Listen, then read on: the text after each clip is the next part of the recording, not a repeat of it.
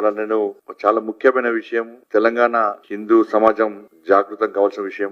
నేను చెప్పేది క్రైమ్ సినిమాలాగా అనిపిస్తుంది, కానీ పచ్చి నిజం. కేరళ ఫైల్స్ సినిమాలో ఎలాంటి దారుణాలు జరిగినాయో ఇవాళ హైదరాబాద్ ఫైల్స్ సినిమా తీసేంత స్థాయిలో ఇవాళ దారుణాలు ఇలా చార్మినార్ ప్రాంతంలో జరుగుతున్నాయి. ఈ రోజు చెప్తున్నటువంటి విషయాన్ని చూస్తే నిజంగా సభ్య సమాజం ఇవాళ తలదించుకోవాల్సిన పరిస్థితి, ఆలోచించాల్సిన పరిస్థితి. ఏ ప్రభుత్వానికైనా కూడా ప్రజల యొక్క సంక్షేమం ఎంత ముఖ్యమో భద్రత అంత ముఖ్యం.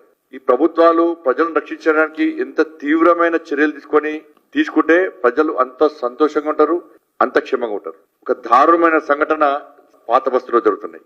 ఓల్డ్ సిటీలో చార్మినార్ ప్రాంతంలో పాత బస్తీలో కొన్ని స్కూల్స్, ముఖ్యంగా హిందువుల యొక్క స్కూల్స్, హిందూ అమ్మాయిలు ఎక్కువగా చదివే స్కూల్స్ కాలేజ్ టార్గెట్ చేసుకొని ముస్లిం యువకులకు సంబంధించి ఒక డ్రగ్స్ మూట అక్కడ మైనర్ అమ్మాయిలను 14, 15, 16 సంవత్సరాల యొక్క మైనర్ అమ్మాయిలను ట్రాప్ చేసి వాళ్ళ జీవితాలను సర్వనాశనం చేస్తున్నటువంటి దారుణ సంఘటనలు ఇవాళ ఈ చార్మినార్ ప్రాంతంలో జరుగుతున్నాయి. దీనికి అండాదండ ఎంఐఎం పార్టీ స్థానిక డివిజన్ నాయకుల నుంచి ఎంపీల వరకు అక్బరుద్దీన్ ఓవైసీ గాని, అసదుద్దీన్ ఓవైసీ గాని, వాళ్ళ శాసనసభ్యులు గాని, వాళ్ళ నాయకుల యొక్క కనుసన్నల్లో ఇదంతా జరుగుతుంది. వాళ్ళ నాయకత్వంలో జరుగుతుంది, వాళ్ళ స్వీయ రక్షణలో ఇవంతా జరుగుతూ ఉన్నది.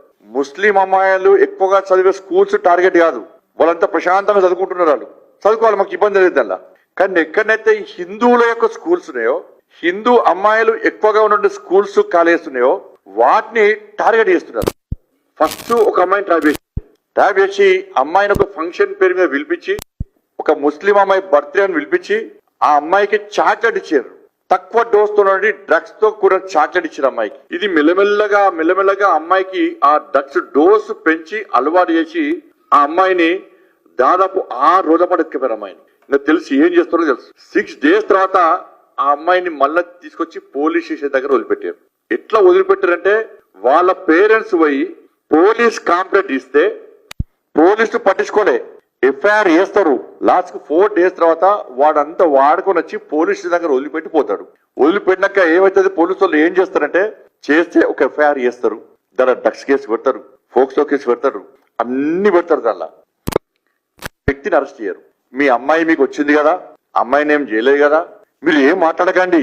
మీరేమన్నా మాట్లాడితే వాళ్ళు వచ్చి మళ్ళీ అమ్మాయిని చంపుతారు. ఇది ఎవరు చెప్తారు? ఇది పోలీసు వాళ్ళు చెప్తారు. ఇది మొదటి సంఘటన జరిగింది. దీని తర్వాత అదే అమ్మాయిని లోపరుచుకొని ఇచ్చి నగ్నంగా వీడియోలు తీయడము, వాళ్ళని అన్ని రకాలుగా శారీరక దోపిడీ చేయడము, మీరు బయటికి